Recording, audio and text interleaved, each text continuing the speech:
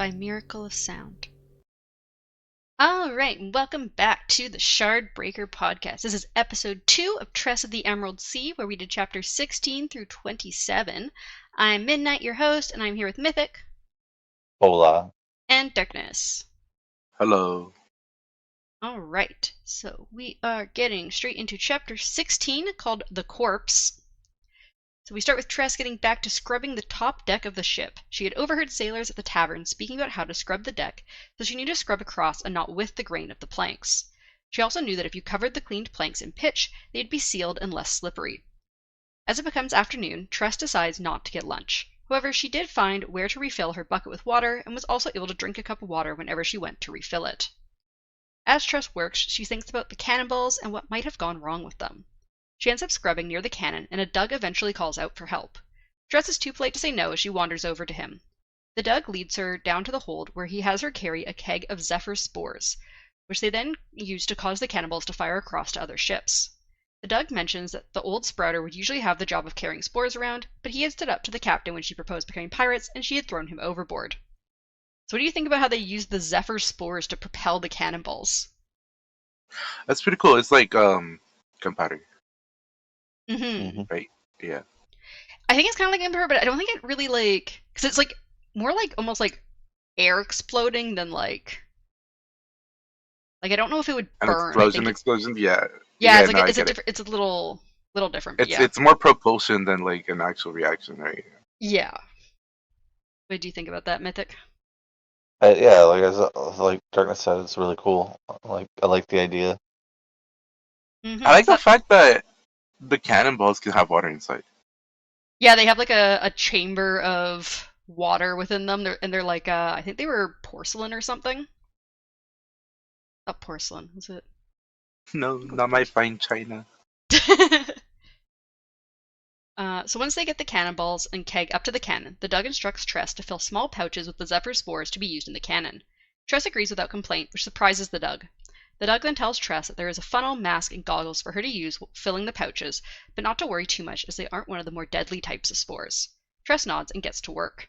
So are you surprised that Tress was just like, yep, I'll work with the spores, no problem. Mm-hmm. I mean, she has no choice.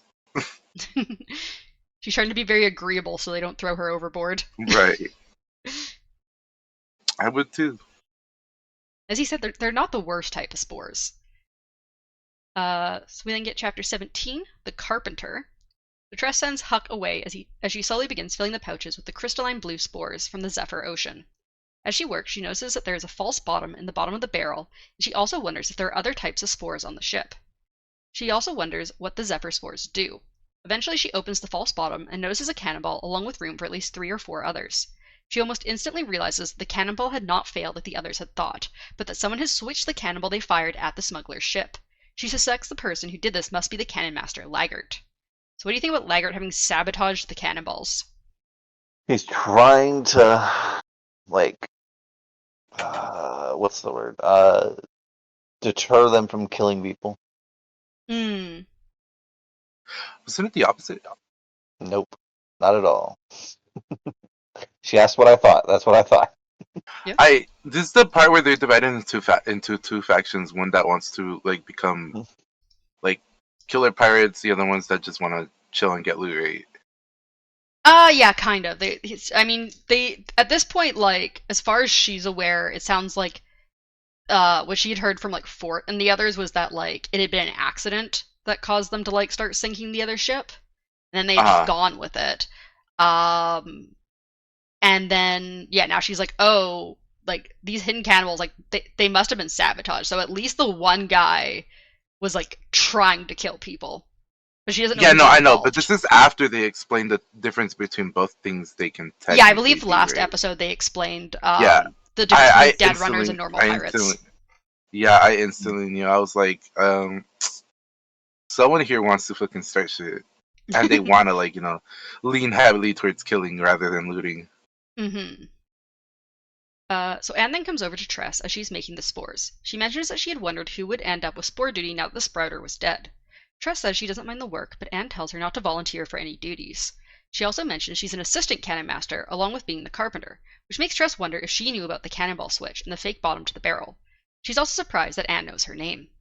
Anne then goes on to explain they became pirates because Captain Crow said if they didn't make it out there on their own, they were likely to be recruited into the military by the king. Anne also mentions that they're helping small business owners and merchants by injecting money they steal back into the economy instead of locking it away like wealthy people do. So what do you think about Anne's reasonings about being a pirate? She got on the wrong boat. Mm-hmm. Feels like she has like a Robin Hood vibe with what she wants to do with the money.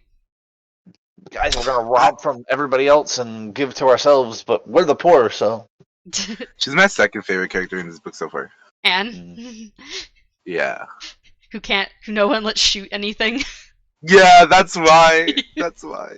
She's She's like, always please seeking no. the opportunity, and they're just like, no. Just She's constantly stealing guns and stuff, and they're like, please no. Please just stop.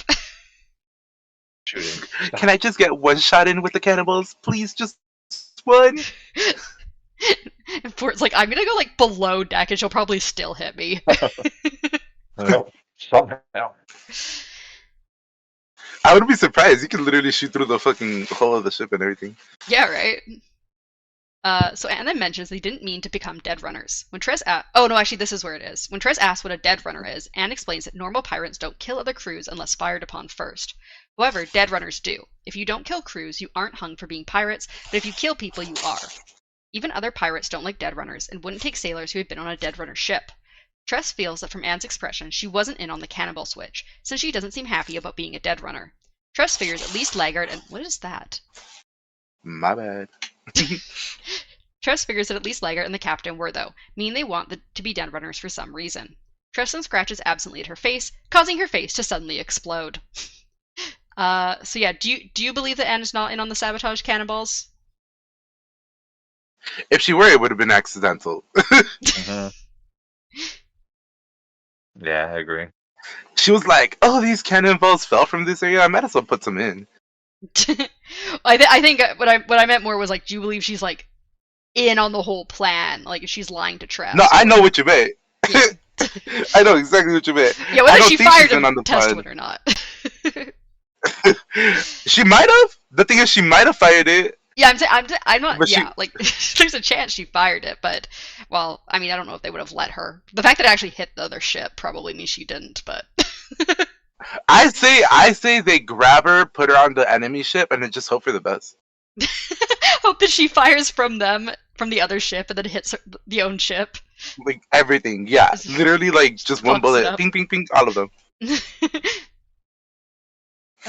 What's the opposite part of like fortune in this universe? She's got negative fortune. This is what happens when you store fortune. You just become like Anne. Oh my god, can you imagine? Maybe that's exactly what's happening. She's secretly storing fortune. Right, just doesn't know how to use it. Yep, and at the very end, she's gonna be like, pop it, and it's just gonna be like she's a god. Damn. So let me get chapter 18, called The Other Corpse. So Tress wakes up on the floor of the deck with her face luckily still intact. One or two zephyr spores likely had gotten under her goggles and her sweat had caused them to explode. Anne is laughing at her, and Tress tells her it isn't funny as she sits up. Anne continues laughing as she drags Tress off to the ship's surgeon. Tress asks if Anne really works with the spores, and Anne says when she is allowed near the cannon. They then enter the surgeon's room, and Tress notes the man is having a nice black suit, 2 sharp features, ashen gray skin, and red eyes. Boyd notes that the suit is actually his. Anne tells Tress to haggle for double if Ulam asks to trade for her eyes. Tress is shocked by this, but the Dr. Ulam mentions that he would only try to take her eyes after she is dead. Anne calls Ulam a zombie, but Ulam replies that isn't an accurate portrayal of what he is. He states that the reason he has cold skin and no heartbeat is because it requires him to consume less calories per day, and that he thinks most life forms will go without hearts once he learns how to keep that from killing humans. So yeah, what do you think Ulam is? Like robot or undead. What's this? They have a description for him, right? Yeah, so it was the fact that he has ashen gray skin, which is like cold because apparently he like keeps himself from like mostly being alive, so he has to consume less calories, and he really wants like people's body parts. Mm-hmm. We've seen another character who like really likes keeping people's body parts. We have. Yeah. Right, brain no function. The only motherfucker I can think of about anything remotely related to that would be that animal killer dude. Yeah, from the very beginning. Yeah, from the very Nope. first book. We have seen a person who really liked keeping people's hands and bones. I don't know that at all, to be honest. I mean, Last aside from Contra, Ooh, Bubbles? Contra likes. He's a Khandra. Yeah, that too. Ulam is a Khandra. Yeah. Ah. Makes sense. And so that's why he's able to, like, technically be alive, but also not have a working heart, because, like, technically he doesn't need a working heart to be alive. I did He's have a dead. brief moment of consideration about him being Kanja, but then I was like, Same. Nah. Nah. It's like, nah, it can't be. Yeah, so this is quite a bit farther in the future, so this is, like, a really, like... This is a Khandra who's, like, been not having to really fit in with humans for so long that he's become very weird. So I don't know if all Khandras become this weird, but Ulam is. Just give me your. I like him though. Just give me your body parts. I'll become you. What was he trading for the eyes? Yeah, he was trading for eyes, and he also trades in a later chapter for seagull bones from No, but what was he trading? I don't remember what he traded to for it. I'll see if it mentions it in the chapter when we get there. But he was asking. Okay, because he can't just be like, "You want to summon your eyes," and then not offer anything. Well, I don't think he actually asked. I think Anne's the one who says, "Make sure you ask for double if he asks for your eyes." No, he does ask. He's like, "You want these pretty eyes, or do you want the other ones? They're so pretty, like, you know." Oh yeah, no, he does. Yeah, later in this chapter, suggest trading her a different eye for one of her eyes. So it's a different eye. Okay, cool. Yeah. Literally no reason to fucking whatever. But yeah, so if he traded something valuable, I would have taken that trade though. But to lose Because an eye? like it's post death, you know. No, he wants to trade it to her now. No, but I meant like, you know, you want my body? Give me something now, thank you. But yeah, Ulam's a fucking weird ass Khandra. I like him. He's just been hanging around. He also offered different colored eyes, right? Yeah, so he offered her a different color eye. That's one blue and one green. It was right. I think she already has one of them. I think her eyes are already green, and he offers her like a blue one. Yeah. Huh. But yeah, so Ulam then gives Tress a salve to put on her face, which she takes without complaint. Ulam asks Anne if Tress is brave or stupid, and Tress just replies that she figured if they wanted her dead, they would have thrown her overboard already. Ulam then hands Tress a human eye and states he would trade it for her left eye, since she would look great with one blue and one green eye. Tress almost drops the eye, and Ulam scolds her, mentioning that it's one of his favorites. Ulam then calls himself the least dangerous thing on the ship, which Anne refutes since Ulam eats people. Ulam, however, insists that he only eats dead people, which is another hint to him being a Khandra. Yeah, Khandra. Yeah. Tress rubs the salve onto her face, and when Ulam holds up a mirror, Tress notes that her face isn't even red. Anne says he's a good doctor, which is why they keep him around, even if he is weird. Ulam goes on about how two-headed snakes aren't weird, and that he had been one before. So yeah, what do you think about Ulam's advanced medicine compared to Tress's people? A Khandra being a doctor is just such a good idea, to be honest. This guy is Volo. That's what it is. He kind of is. He's got his advanced Scadrian medicine, because Scadrial's more advanced than Tress's planet. So Hoyt then narrates about how Ulam and him are friends, and he had asked for Ulam's help, but Ulam had not once tried to break his curse. Instead, Ulam had just written about the embarrassing things Hoyt had done to their other friends. Ulam had also wanted to try adventuring, so he had happily stayed on the ship with Hoyt for a while. Captain Crow had also tried to shoot Ulam a few times, but his species are very hard to kill, so it hadn't worked, and they eventually allowed him to stay. So yeah, what do you think about Ulam? Ulam and Hoyt are friends, apparently, and apparently Ulam just came and was like, yeah, I'm just gonna hang out with you and not try and break your curse at all. What do you guys think about that? What if he doesn't think it's a curse? What if he thinks it's a gift? Maybe. I think he's just amused and making fun of Hoyt, because Hoyt's like fucking... God, at this point, who knows how old? Honestly, that's pretty valid. Bully old people, you know. I love the thought of him just like writing to random people, being like, "Ha, look at the funny, stupid shit Hoyt's done recently." It's very entertaining. Random people, isn't it? People of his like. Well, he says it's mutual friends of theirs. I'm imagining him like writing to Sazed or something, just being like, "Hey, hey Sazed, look what Hoyd did recently. Isn't he stupid?" He's scrubbing this shit. He's licking his own toes.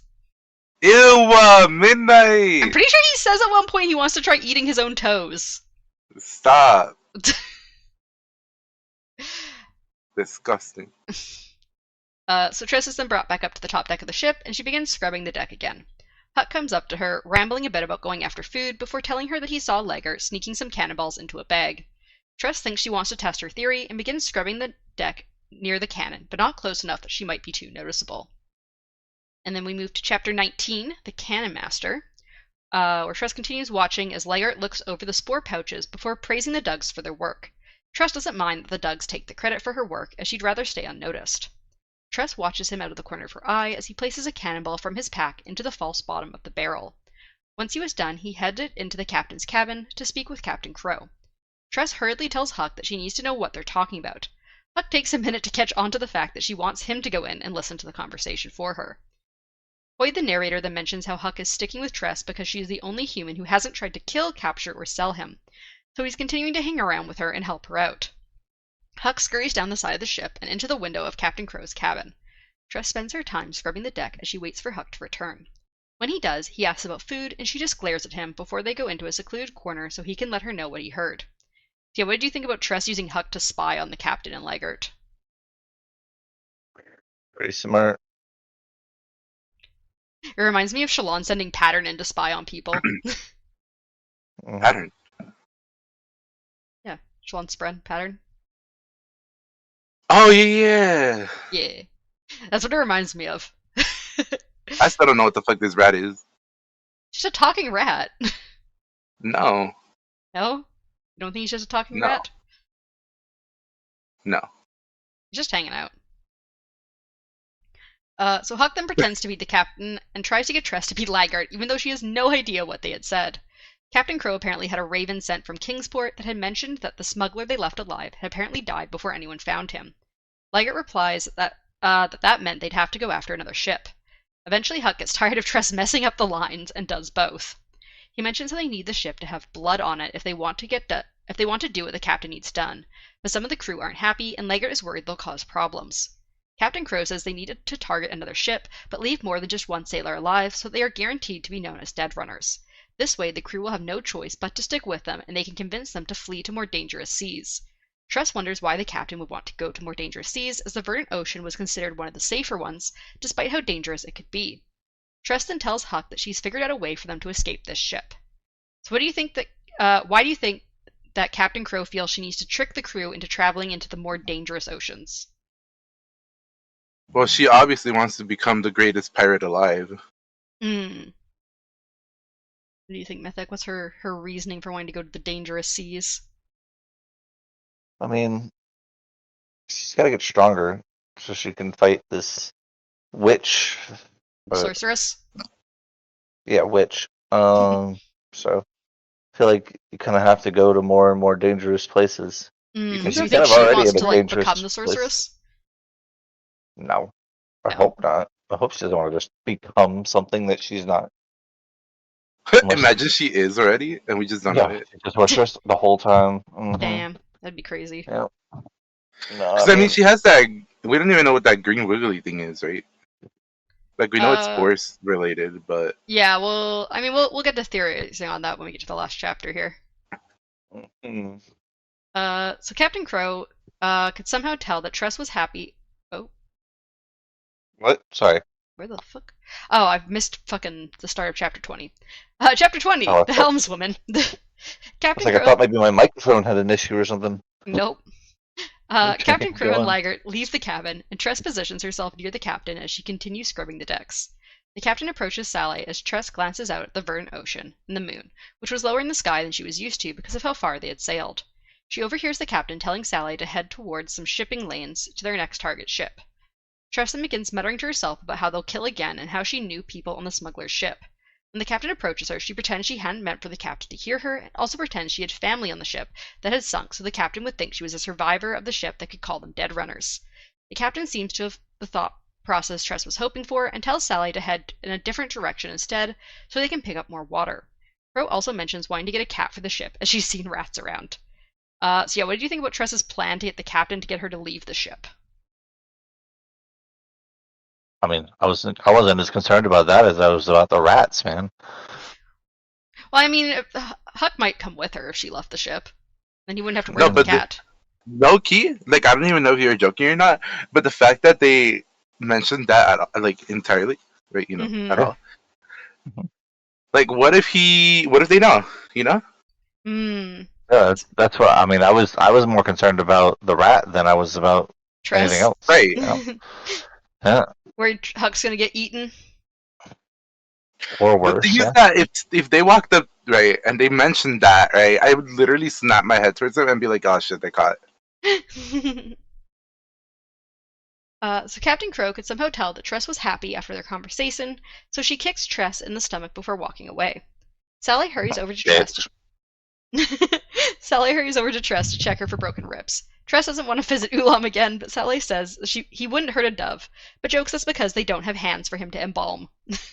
Once Oh Sally my had God. Once Sally had confirmed Tress didn't have any broken ribs, she went back to the ship's wheel. Sally then asks Tress if she's ever touched a ship's wheel before and shows her how to steer the ship. She mentions how any sudden movements are dangerous and that if the seas were to stop, you need to carefully straighten out the rudder.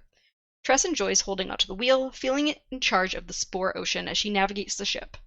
Tress then worries about Captain Crow seeing her steer the ship, but Sally mentions that the helmswoman gets to decide who steers the ship and is in charge of keeping the ship out of danger. So what do you think about how Sally is kind of both under the charge of the captain but also above the captain in some aspects of her job? Nah, she's not above the captain. She just has stuff that the captain, if the captain were to say something about, then it would create more issues. Doesn't make them above them and like ranking. You know, like the captain could probably then right now go to her and be like, "Yep, you're no longer the helmsman," and kick her the fuck off. So That's fair. it's not like she doesn't really have the power. She just has authority over certain things. As long as the captain isn't, I'm guessing, as long as the captain doesn't have a too big of an issue with it, I feel like she wouldn't. It wouldn't be an issue. But What do you think, Darkness? I mean, you gotta give your girlfriend some power. So Tress then brings up that Captain Crow seems to be forcing the crew to be something they don't want, but Sally replies that they all agreed to this. Tress obviously knows more than she can say, so she just says that it seems like Crow is more risky than the others, to which Sally replies that they may need that since they are dead runners now. Sally also mentions that she's looking for her father as she wants to pay his debts and bring him home, although she isn't sure exactly where he is. Suddenly the ship begins to shake, causing Tress to panic a bit as she does her best to steer the ship as the sea stops. Sally seems happy with how she responded, but Tress is shaken up, so Sally tells her to go rest. So yeah, what do you think about Sally's opinion that they agreed to be pirates and thus should continue to follow the captain? you gotta That's protect just your girlfriend after all, that's just your personality, I guess. Because if I were me, I'd be down to like dip as soon as I get the option to. But Yeah, because also, I'm like that's really and getting loyal. that vibe though. That they're dating? No, that she just like she swings for the other team. I see. Wait, which one? The captain or Sally? Sally. Oh, okay, yeah. And I'm hoping I'm right. We'll never know. Or we might know. I don't remember if we find out, I'll be honest. It's been a while since I read this book. You mean you didn't read the whole book already and how read are there all of gonna the be how are there gonna be pirates and no queerness? Like what? Exactly. Where's the LGBT, man? Not even that. Like you don't need labels in this book because like they're literally pirates. Well, I mean, pirate is a label, so. I don't know, it sounds like Ulam and Hoyt are pretty close. Yeah, I wonder why. So chapter 21, The Pirate. Leichardt starts calling for people to go to dinner and rest while the sea has stopped, but Tress continues scrubbing the deck so she doesn't draw any ire from the captain. She also overhears Anne telling Leichardt that Tress was the one who filled the spore pouches for him, but Tress doesn't want Anne to stick up for her and be nice as it makes her feel guilty. Hoyt then wanders over to Tress, telling her she should paint her coat half orange before also mentioning that Fort wants her to go eat. He then mentions wanting to nibble on his own toes as they taste like fate. Tress and Huck head down. I wonder why. Tress and Huck head down to get some food, and Tress continues to feel guilty as Fort refills her cup and gives her some stale cake. She watches as Ulam comes in and barters for some seagull bones from Fort. It feels like the ship is a family, with the captain being their uncaring mother. Tress tries to bring up to Fort that Captain Crow doesn't have the crew's best interests in mind, but Fort shuts her down quickly as the captain had apparently stopped by to see him earlier. So what do you think about Tress trying to warn several members of the crew about the captain? They know. Like, I feel like they generally just know. I don't think they're oblivious. So as Tress heads back to the top deck where the ship was bathed in the green glow of the verdant moon, Huck asks her how they'll escape. Tress points towards the land in the distance and insists to Huck that the captain will let them leave the ship. Once they get to the dock, the captain has only Lagar on watch, and he stomps loudly past Tress on his way to the toilet at one point. Tress knows she is meant to escape and explains to Huck how the captain wants it known they sunk the smuggler ship, so that they are known as dead runners. Tress then grabs her things, but hesitates to get off the ship. She tells Huck that she should stay and help the crew, but Huck tells her that she definitely shouldn't. Tress wonders if she helps the crew, that they'll help her get to Charlie. What do you think about Tress feeling like she needs to help these people? Bleeding hearts, I swear. Honestly. I mean, I agree she needs to help them because I feel like, she has something that they don't, that they desperately need. But bleeding hearts, I hate it. She needs a crew, so. I mean, that's fair. Where else is she going to get a crew that'll sail into the Midnight Sea? Right. The Midnight Sea. Ugh. Yeah, it's my sea. I'm the sorceress. It should have been the Dark Sea. It should have been the Dark Sea, 100%. Right? Nope, it's the Midnight Sea. So Tress then makes her decision to stay, thinking that she can find a way to help. You've already got your character, okay? Yeah, you've got the fucking Herald from Stormlight. No, I have to get everything. Where is the Mythic Sea? Okay, I want my character. But yeah, so Tress then makes her decision to stay, thinking she can find a way to help the crew. She tells Huck to leave, but he stays. But he says he has a good feeling about her and will stay as well. Tress then sees Captain Crow nearby as she lights the cigar. Crow tells Tress to leave, but Tress admits to lying about knowing the crew of the other ship and says she wants to stay and be part of Crow's crew. Crow insists again that Tress should still leave as there isn't a job for her, but Tress replies they don't have a sprouter and none of the Dougs are willing to become one. Crow thinks for a moment before agreeing to let Tress be the ship's sprouter. She tells her that she doesn't get any loot from their first 3 plunders, but gets an officer's share afterwards. She also says that Tress eats separately from the others so she doesn't get spores in the food. Crow also threatens Tress to not lie to her again, or she'll stuff a pouch of Zephyr spores down her throat. Tress was now officially Which would do a pirate. what? Explode her throat open. Which would do what? Kill her. But yeah, so what do you think about Tress agreeing to be the sprouter for the ship? Bad idea. But also probably good, because she'll learn things that she needs to know to fight the Sorceress Supreme. Sorcerer Supreme.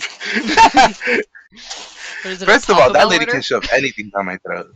And second off, like, low key, I was hoping she would become the sprouter as soon as I learned about it. So let me get chapter 20. Oh my god, she can get a whole mech suit. I wonder how they do that. Well, I mean, Twinsoul had like the spores beneath his skin. That's how he was like connected to specifically so one that of should the be fine. gods. Just inject yourself like you learn how to do that. Yeah, like you're doing drugs or some shit. Oh my god, like this girlie. It's crystal meth. She probably has some under her skin or some shit. That is so funny. Crystal meth. Yeah. Thank you. I appreciate that you appreciate my joke. You over there making your puns. No. But you can't go make puns to Jesus when we... I'm bad at it. It needs to come to me in the moment.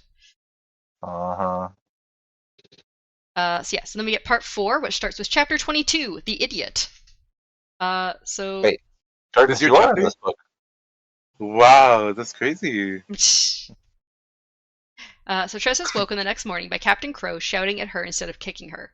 The captain hands Tress a key, which Tress notes that the captain has an identical one still on her keyring. The room that the door opened was a small room with a bed, a work table, a set of drawers, and a mirror. It even had a small bath that Crow mentions is attached to a large water barrel that Tress is to tell them when to refill. The captain then states that Tress will have to experiment with the spores to learn how to be a proper sprouter, and that she should also refill the Zephyr spore pouches in here instead of up on the deck. Before the captain leaves, she mentions that there is an aluminum barrier before the silver barrier, but also mentions the floor. It takes Tress a minute to realize that the floor is not lined with silver like the rest of the ship, because obviously the spreader would need to be working with spores. Tress thinks you'd have to be an idiot to sleep in this room before promptly falling asleep. So what do you think about Tress's new room? Going to bed, guys. It's very convenient, especially the bathroom. Yeah, she gets a bath. Isn't that nice? I wonder why. Well, Nothing she's with gotta water. work with the spores, you know. Nothing with water, you know. So when she wakes up, Huck has arrived and is complaining they got a cat for the ship because of him. Tress just tells him to stay close so that he can keep away from the cat. Tress then begins arranging her cups as she thinks about Charlie and how she should be doing more to help him, but she doubts she could steal from these pirates to pay Charlie's ransom. Ulam then shows up and Hoyd peeks into the room from behind him. Tress asks about the experiments the previous bird did, and Ulam mentions that the experiments were mostly a ruse so that he could have a bath in his room. Although he does mention that Tress should try to experiment a bit with the rosite spores to be able to cover breaches in the hull of the ship. He also mentions that the verdant spore vines are technically edible if you need emergency food. Tress then asks about Hoyd, and Ulam says, Did you say? Actually, that's good to know. I'm just saying, is it not technically possible to just eat the captain? So Tristan asks about Hoyd, and Ulam says not to worry about him, as he should have known better than to tangle with the sorceress. Tress is instantly curious, as she asks if that means Hoyd knows how to get to the sorceress. Ulam says that he should, but he doubts Tress will get any good information out of him while he's cursed. Ulam also mentions that he's not from this planet, which surprises Tress. As Tress sits down to think, she wonders if this crew is exactly what she needs to get to the sorceress to save Charlie. So yeah, what do you think about the confirmation that Hoyd was cursed by the sorceress? Yeah, makes sense. It makes me wonder how many cursed people are on this fucking boat. Also, what's her name? Sally? She has a thing with the sorcerers too, right? Soleil? No, she's just trying to find her dad. So her Who's dad's with just that in like a fuck ton of sorceress, debt, and he's been like, I think like running away from his debts by traveling the world. She ran towards the sorcerers, right? We have no idea. She doesn't know. She says she has no idea where she is. She's just where he is. She's just looking. You know what the sorcerers kind of reminds me of? Mm. That fucking it was like was it a spren? Might have been. What's a spren? The Spren are the like weird fairy things that are related to emotions and nature on Roshar. Right. So you know that one that gives out like Oh, the Night Watcher. that one. It gives out curses and boons. Yeah. Yes. You think the sorceress is similar to the Night Watcher? Maybe they're siblings. Maybe they're the same person. Maybe they're like interdimensional or some shit. Maybe. I mean, this is in the future. Maybe that is the Night Watcher, for all we know. That. Yeah, right. Wait. What's this girl's name? Who, the sorceress? No, Tress. What if Tress is the Night Watcher? Imagine. That'd be crazy. That'd be awesome. This girl is going places. Right into a grave early. Yeah, she's dealing with a lot of It's dangerous people. She'll keep living as long as that fucking medic is on board. So then we get chapter 23, The Assistant Cannon Master, where we switch to Tress speaking to Anne and Fort about the different types of spores. Anne insists there are only 12 spores to match the 12 moons and 12 oceans, but Fort mentions legends of a 13th spore called bone spores. Anne insists the legends aren't real though, as people can't even agree on what color bone spores would be. But I feel like they would be white. I don't know why there's a Yeah, debate like what the about fuck? There, as far as I know, there's no other white spores. Like they'd obviously be white spores, right? Or like a grayish. Maybe they don't have the color white in this world. Pretty sure they do, considering the captain's wearing a white shirt in this picture. No. What if they're white? It's like what is it?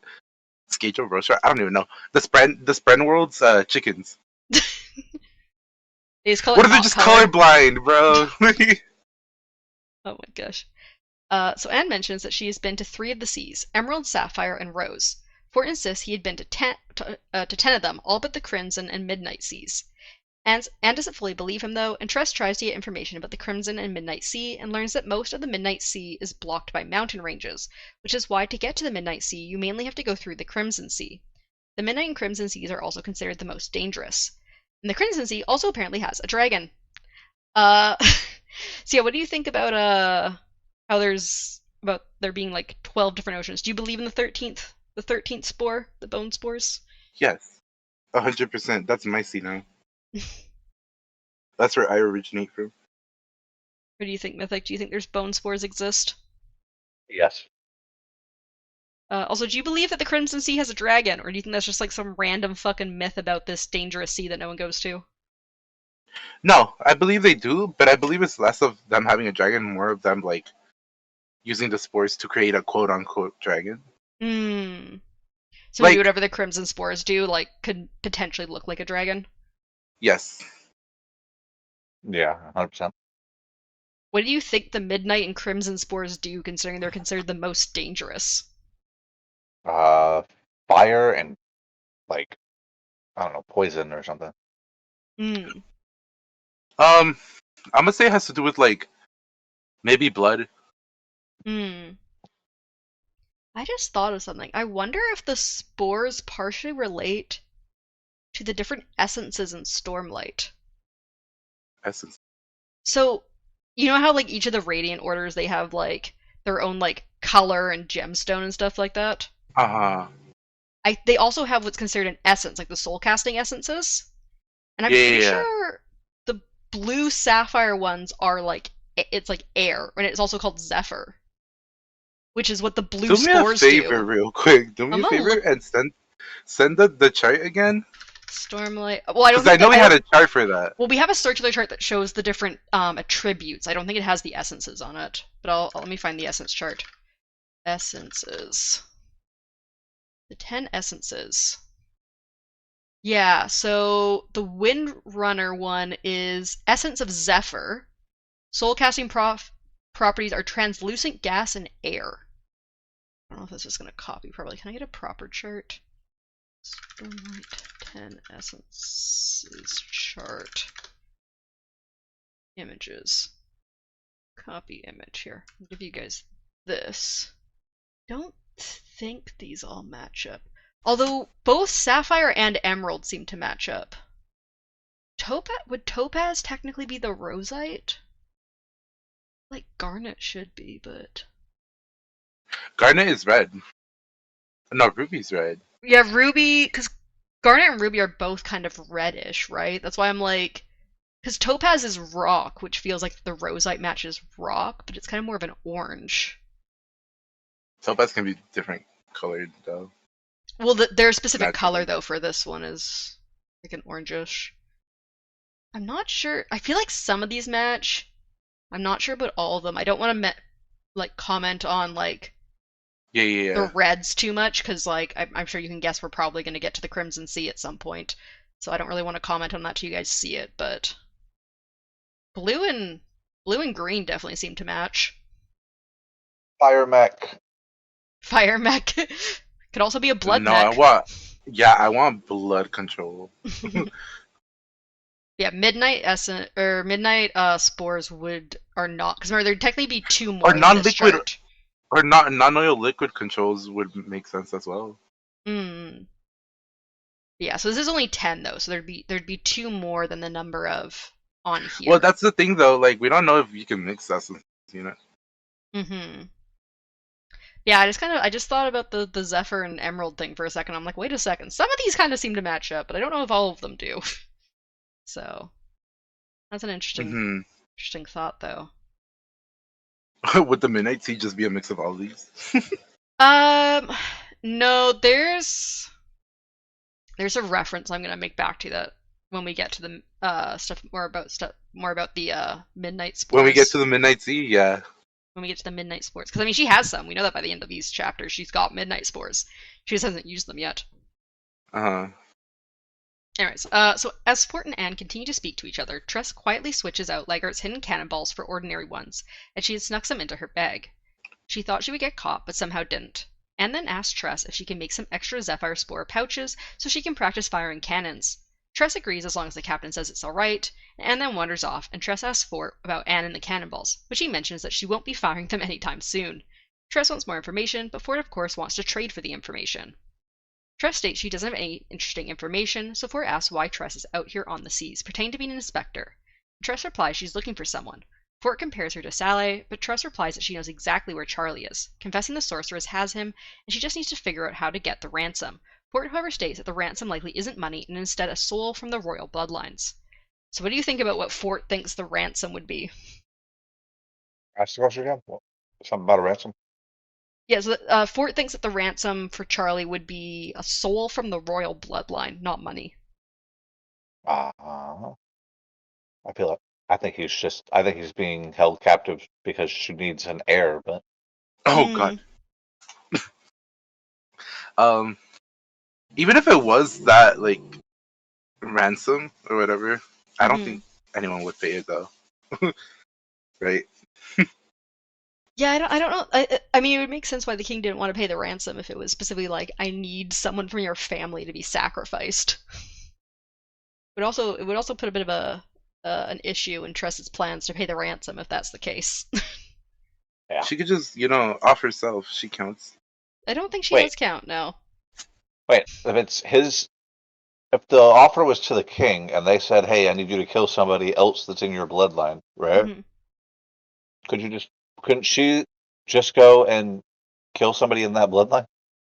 Yeah, She I doesn't mean, kill somebody in her bloodline. we don't know the specifics of the ransom, so if Fort is kind of correct about the ransom, I mean, it could also be something where, like, I want you to bring them to me type thing or something. We don't know. So Fort then tells Tress that the reason Anne isn't allowed to fire cannons or guns is because she has the absolute worst aim. No one had thought to test her aim before agreeing to allow her to be the assistant cannon master, but after a few attempts at shooting, she was no longer allowed to try.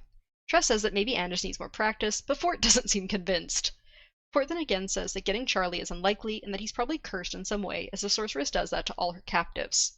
He also mentions that the captain specifically wanted Hoyt on the ship because he had been to see the sorceress. Tress then glances towards the captain, wondering if she also wants to go see the sorceress for some reason, and that is why she made the pirates dead runners. However, instead of just jumping to conclusions, Tress thinks that she should consider the situation more first. So yeah, why do you think the captain specifically wants someone who was cursed by the sorceress on the ship? I assumed she was cursed. Yeah. Same. You think it's more just to learn about the different types, like how to maybe deal No. with the curse? Well, Or break it? I'm assuming she wants to get rid of whatever curse she has. Mm-hmm. I think Tress is cursed.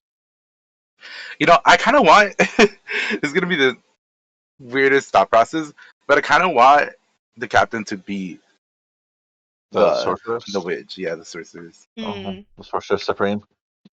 But she got overthrown or some type shit, and she's trying to get back. Oh, the way she said that, Darkness, you might be onto something. No, I just want that though. That'd be a cool fucking storyline. So we then have chapter 24, The Cursed Man. Hoyt starts this chapter with a bit of a rant about how world bringers like himself hunt for stories about bravery, cleverness, and heroism, but rarely does he hear stories about characters who actually stop and think things through.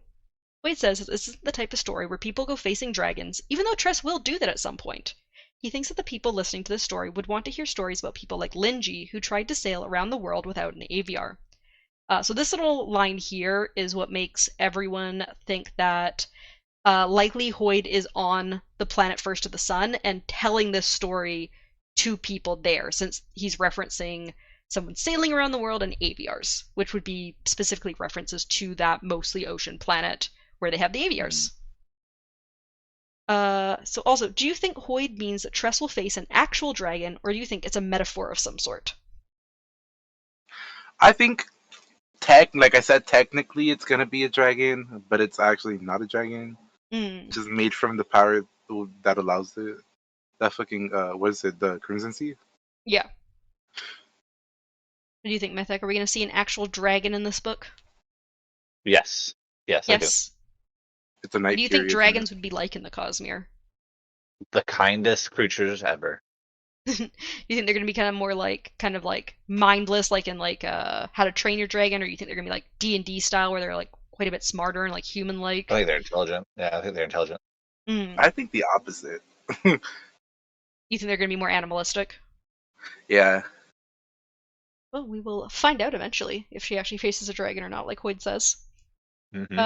Tress decides she'll need to use Huck to spy on the captain some more, which Hoyd says will save her a bunch of time since the captain has no plans with the sorceress. Then, after switching out some more sabotage cannonballs, Tress goes looking for Hoyd. Tress asks Hoyd about the curse, but he stutters and taps his head while saying it doesn't work that way. Tress correctly guesses that part of his curse is that he is unable to speak about his curse, meaning she'll have to break it if she wants proper information. For a moment, Hoyd breaks through and tells Tress that she must bring him to her planet. She repeats that, but Hoyd falls back into his dumbness and is unable to give her any more information, which confuses Tress as Hoyd is already on her planet. Hoyd also mentions a group of 6 stars. So yeah, what do you think about Hoyd kind of like breaking through his curse for a moment? And what do you think he means by "you need to get me to your planet"? What if he's separated? You know, You but think his maybe body's his there, but his like soul isn't or something? I wouldn't say his soul, but more like I mean, I think soul is kind of like the cognitive version of him. Like we know everyone has like a yeah, cognitive version of themselves and then their physical body. yeah. Wait, but wasn't that divided into like 3 parts? We got the like body, we got the cognitive self, and then we got the the spirit? The spiritual, so your spiritual web is what your investiture is tied to. And Oh, like your okay. connections to people. So like it's less of a, I think, it's a bit less of a like conscious aspect of yourself and more of like a The passive magical thing, I aspect. guess. Yeah, it's like, yeah, it's yeah, the magical aspect. For like a better term. Yeah. So Tress then wanders back to her room, where she finds the cat terrorizing Huck. She kicks the cat out of her room and comforts Huck, who tells her that she should leave her door closed from now on. Huck eventually calms down and complains about how he would like to be somewhere less interesting and how his family doesn't like him and also wouldn't like him talking to someone like Tress. Tress wonders what a whole family of talking rats would be like. Suddenly Tress, actually before I go into that, what do you think about Huck's mention of his family? How they don't like I don't him? know, but I'm really kind of hoping that the cat eats him and then the cat starts speaking. Oh my gosh. It's like Right. passed on. And then she just constantly goes up in tier until she finally has a dragon. Damn. That'd be crazy. That'd be awesome. But yeah, I have to train your rat. Suddenly Tress notices carvings in the ceiling of her room that look like stars. She gets excited for a moment before noticing none of them are in groupings of 6 like Hoyt had mentioned. Huck asks her about it and she mentions the 6-star thing to him, which he mentions that the ceiling carvings look more like explosions, whereas the ones under the bed look like stars. Tress immediately looks under the bed and finds a grouping of 6 stars where a box of midnight black spores are hidden. So yeah, so we kind of talked about a little bit about the crimson ones, but what do you think I think you guys said you thought the midnight spores were like poison or something. Or acid or We something. did? I did. Yeah, Mythic did. You said we. Yeah, sorry. Constitutes both of us. That did not happen. Yeah, sorry, Mythic did. But what do you think's gonna happen when Tress experiments with these spores? Do you think she'll learn something interesting from them? She's gonna die. She's gonna die. Well, you never know. It doesn't have to be permanent. What if it Not in these books. takes you to death and then brings you back? Damn. That'd be crazy. What if it deactivates curses? Deactivates that. I mean, Hoyt would definitely have wanted them then. Maybe that's why he was so insistent on her knowing about them. It'd be fucking hilarious though, because like that's literally where the witch is. I mean, maybe he meant by take me to your planet, he meant take me to your room where the midnight spores are. Take me to your bed. Oh god, no. Hoyt is not gonna sleep with Tress. But he literally was like, I need to see the stars. Oh my, he potentially wants to get the midnight spores. He was telling her about the midnight spores. Midnight, the planet equals bed in this because the stars are right next to it. Oh my god, he's not trying to They sleep wanna with fuck. Tress. No. They wanna fuck. No, darkness. You can't convince me otherwise anymore. Oh my gosh. Alright, chapter 25, The Prey. Huck tells Tress to spread the spores over Silver to kill them, but Tress wants to know what they do. Huck doesn't know, so Tress hides them again, thinking that she should try asking Ulam. A bell then rings, signaling a warning of a ship being spotted in the distance. Tress hurries up to the deck after all the Dougs have hurried past her room, glancing out towards the ship in the distance. Their ship chases it for 5 hours before getting close enough that the captain shouts for them to get ready. What do you think about the captain chasing down this other ship? She needs it. For the fame, for the glory. Fame and glory. Wait. That's the backwards thing, right? What? For the bad fame, for the bad glory. Infamy. There you go. Very infamy. The bad fame. Anne begins to use the cannon, but Laggert refuses her, and one of the Dougs takes away her gun that she had. But she has another one hidden in her belt that she takes out. Tress watches as Laggert fires what is supposed to be a warning shot at the ship, but instead is heading straight at the ship, and Tress thinks it's meant to sink the ship. However, instead of piercing the ship's hull, it explodes water all over the side of the ship, causing the ship to be captured by erupting vines. Laggert is upset. Nice. Laggert is upset as the rest of the crew cheers, and the captain glares at Laggert as she tells him that wasn't what she had ordered. He apologizes, but the captain seems to think the crew being in a good mood will be good, so she doesn't ask him to fire a second shot. The other ship fires a surrender flare, causing more cheers from the Dougs. However, the sea suddenly stops, and Anne seems worried before suddenly the other ship fires at them, because the pirate ship can no longer approach. What do you think about that other ship being like, oh yeah, we surrender, oh wait, actually we're gonna fire at you? That's completely valid. You change your mind in dire situations when you have to. Though it always has consequences, so. Yup. What did you think, Mythic? Well, I mean, lying is just a part of the game. They are pirates after all. Yeah, exactly. So they hurry to Tress's room, where she... Wait, nope. Chapter 26, the sharpshooter. They hurry to Tress's room where Hoyt is waiting on the bed. No, the captain fires her musket at the opposing ship, somehow killing the other ship's cannon master, before shouting for Tress and Anne to go to their jobs as the carpenter and sprouter before the sea starts up again and fills the ship with spores. Anne wants to fire her gun before that, but the Dougs prevent her, and the captain tells Tress and Anne to hurry, so they both begin running down into the ship. Anne asks Tress if she has her tools, but Tress says she only just became the spreader this morning, so Anne tells her to get roseite spores and the other tools. So what do you think about how no one is willing to let Anne try to shoot anything? Leave my girl be. Like, she's literally, like... She can't shoot. She has the potential to become the greatest marksman. They won't let her. Everyone's like, please no. She's just got to learn that whatever you're trying to aim at, don't. Aim the opposite direction? Yes. Maybe she's cursed like that, you know? Maybe. Maybe it's a curse, 100%. Maybe everyone on the ship is cursed. That's what I'm saying! That's why she's so convinced that she can do it, because she wants to break it. So they hurry to Tress's room, where she gets the things Anne mentioned, while Anne instructs her from the doorway. Once Tress has everything, she hurries back out, and Anne follows her to help her with instructions, since Tress is so new to this. Once they get to the hole, Anne gets Tress a ladder, and then Tress climbs up it and begins trying to work. She kills some spores at first before getting a large chunk of crystal to grow, but not fill the hole completely. She begins trying to use a bit more water to expand the crystals to fill the rest of the hole, and uses the iron plate to guide the crystals in a certain direction. The trowel-looking device was made of steel and seemed to repel the roseite crystals. The sea begins to start again, and Tress somehow plugs the hole before any spores can get in. Some vines grow around the side of the ship from the excess water, but not enough to hold the ship in place. The iron plate is stuck to the roseite crystals, and Tress says they'll need to use a silver knife at some point to free it. Then they hear gunfire above, and Anne mentions that apparently the fight isn't over yet, and she just hopes the patch will hold. So what do you think about the iron and steel implements that control the spores? Kind of cool. Is it push and pull? It is push and pull. Yeah. I was so happy about that.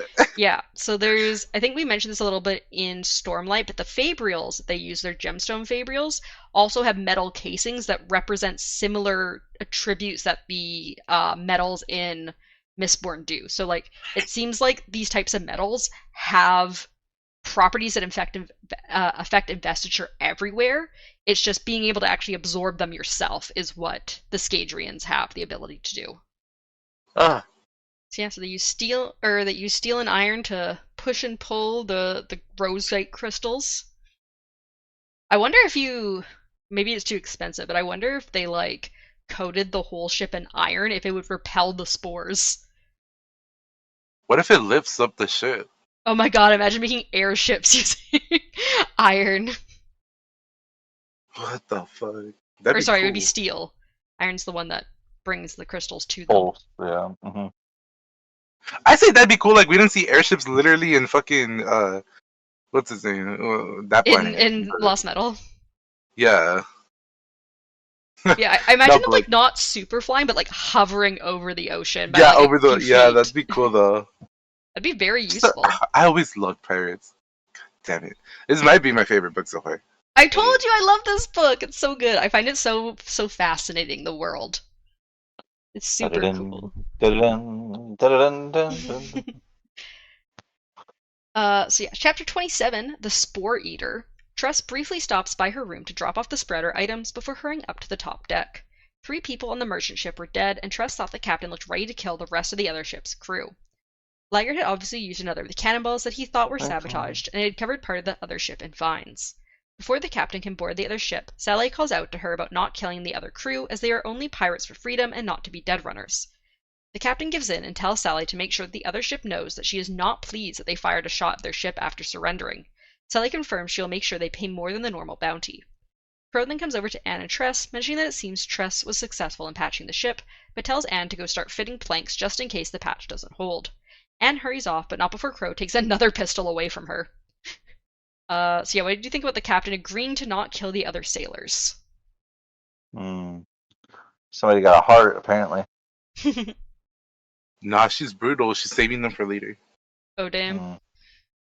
Mm. So Tress then sees a man on the other ship getting ready to fire a gun at Captain Crow. The other captain shouts for the man not to, but he seems angry because his friend or family member is dead. However, Captain Crow shoots herself in the head, which causes a burst of vines to escape from her head and catch the bullet before they worm their way back into her skull. Barely any blood leaks from Crow's face, as there is only a small rip in her cheek. Crow then states that she expects extra riches, and if there isn't, she will kill each of the other ship's crew members. Tress is horrified as she wonders what Crow is. So what do you think about She's cursed. She's cursed?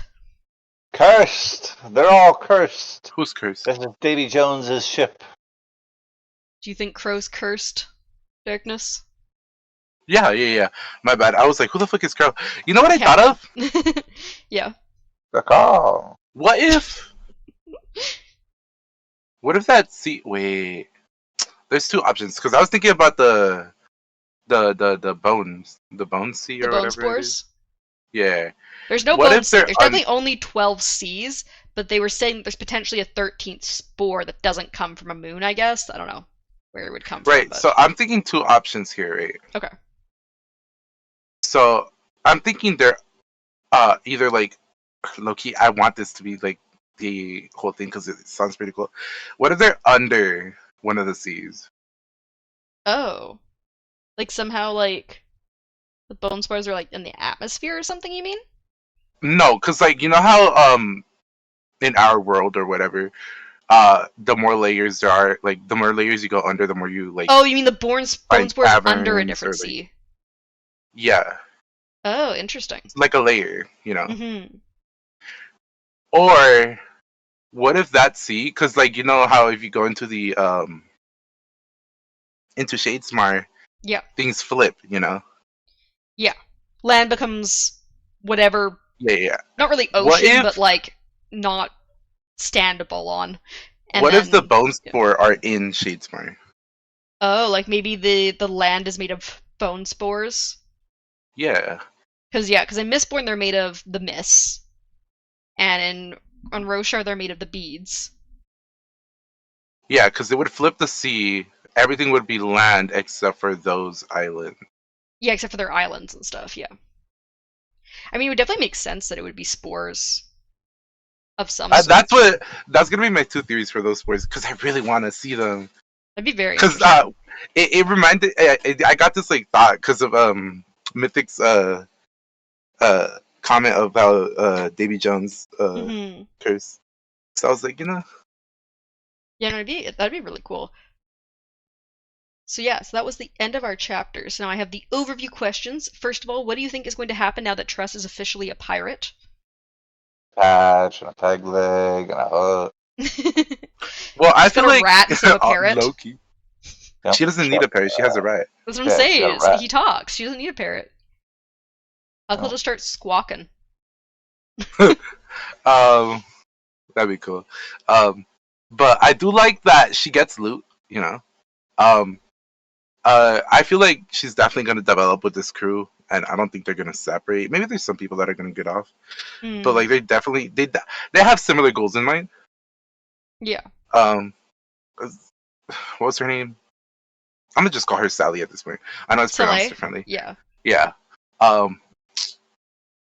She gets benefits from sailing in general because she's gonna be getting like loot, right? And she can sell that off and buy and like fucking pay off her dad's debt or whatever it is, right? Mm-hmm. If she wants. Don't really care. Yeah. And then the rest seem to be cursed, honestly, so they might as well go to the witch's place and just like remove it. Well, that kind of leads into my next question of, do you think Tress will be able to convince them to bring her to the sorceress? I don't think she needs to convince them. I don't either. I think they're headed that way no matter what, and they got no option. I mean, the captain seems to not. I mean, Hoyt says the captain doesn't specifically want to go to the sorceress, but she wants to potentially get into these dangerous seas and the sorceress is in there. So I mean, they could stop by, right? Just make a quick pit stop. I don't believe she doesn't. You think Hoyt's lying? I think, yeah. What stops him from lying? I mean, he probably wouldn't, but like maybe she wants something that the sorceress has, but she doesn't specifically want to see the sorceress herself. Maybe she's like, I want to go steal shit from her and just hope she's out of her like place at the time. Hopefully she's taking a nap. I mean, they say that she has like ships that go out and like shoot down some of the military I doubt ships. she goes herself though. That's fair. Maybe it's like a fucking mind hive type situation. A hive mind? Mind hive? That. Yeah. Mind hive. I like mind hive better. Also, do you guys have any other theories about this book? Where it's going? Tress is going to be the #1 pirate and then become the #1 sorceress supreme. They're all gonna do shrooms. Okay. Not crystal meth? No. Oh my god, this book is just like a drugstore, bro. Like, Yeah, the captain's doing weed because she's got plants. If you use the rosite, it's she's crystal like she's meth. got the greens. Is the Zephyr spores like vaping or something since it's air? Yeah. Yeah. Well, vape. There we go. Every single spore is a different type of drug. Yeah, 100%. This is all just a big drug trip. We're just waiting for acid, man. Yep. But yeah, so that is the end of our chapters. Next time, delete our current list of chapters. Make sure you pin it this time. I pinned it last time! No, you didn't. I did, I just deleted it. No, Alright, we're you doing never pin it. Oh my god. We're doing chapters 28 to 39. If we didn't tell you to pin, you would never pin it. This was a short would. podcast. It was a very short like an hour. podcast. But yeah, so that's our next episode. To be fair though, we didn't go on a bunch of random tangents like we sometimes do that like aren't related that I'll have to cut out. No, because this one actually gives information on the spot we can work with, you know? Yeah, 100%. And it's not like maybe this is how this works if they could do this. Yeah, so we're gonna do, what is that, 12 chapters? It's another 12 chapters next time. Oh my god, I just realized there's a chapter called The Chicken Keeper. I really hope it's not actually a chicken. I don't remember what that chapter is referring to, but I really hope it's like a parrot or something. They're like, it's not a chicken! But yeah, so that's for next time. Thank you so much to our Patreons, Hubris, Calvin Dies in Book 3, Kyle and Danny the Spoon Lord. We appreciate you all for sticking with us. And yeah, we'll see you next time. Bye! Bye! Bye.